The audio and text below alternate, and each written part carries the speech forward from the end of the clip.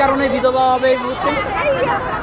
কি কারণে না, এখানে অনেকেই আছে, ডিভোর্সি অনেক মেয়েরা আছে, কেউ কারণ বশত ডিভোর্স হয় না, হাজবেন্ড মারা যেতেই পারে, সেখানে একটা মেয়েকে একদমই হেল্প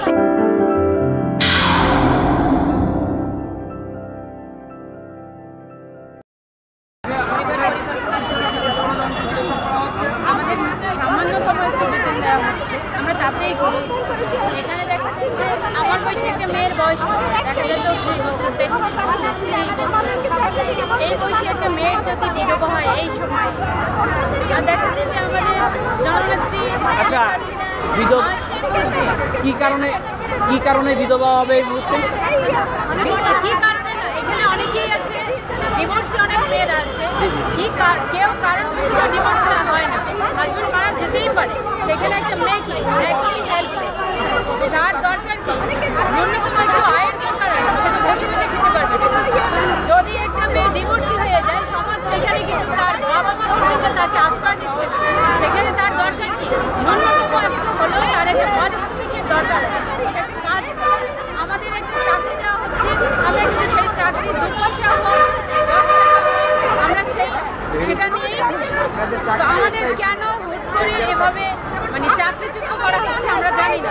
আমরা চাইছি যে এখানে সবই অসহায় মেয়ে, এখানে কেউ মাল্টিন্যাশনাল কোম্পানিতে চাকরি করে না, কেউ এমন না যে অনেক টাকা বেতন পাচ্ছে, সামান্যতম যা বেতন পাচ্ছে তাতেই কিন্তু আমরা খুশি, তাতেই কিন্তু আমরা অনেক খুশি যে না অ্যাটলিস্ট দুবেলা ভাত খাওয়া যাচ্ছে, বাচ্চাদের নিয়ে একটা ঘরে থাকা যাচ্ছে, একটা আশ্রয় থাকা যাচ্ছে। সেই আশ্রয়টুকুও যদি না থাকে তাহলে এসব মেয়েরা, এই অসহায় মেয়েরা কোথায় যাবে?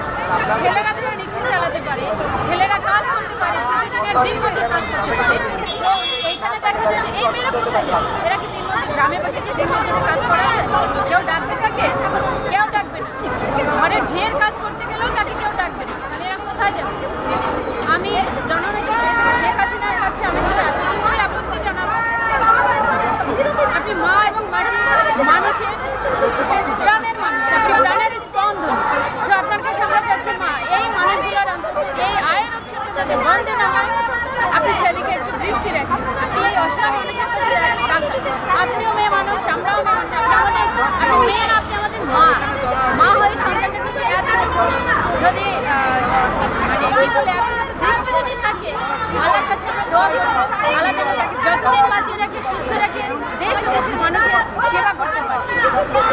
আমরা চাচ্ছি অধিদপ্তরের কাছে আমাদের চাকরিটা যেন থাকে, আমরা তো চাচ্ছি না আমাদের স্থায়ী করে রেখে এটা অস্থায়ী চাকরি, আমরা বোনাস চাচ্ছি না, স্যালারি বাড়াতে বলছি না, যতটুকু আছে যা আছে সেটার মাধ্যমে আমাকে লাভ হবে। দর্শক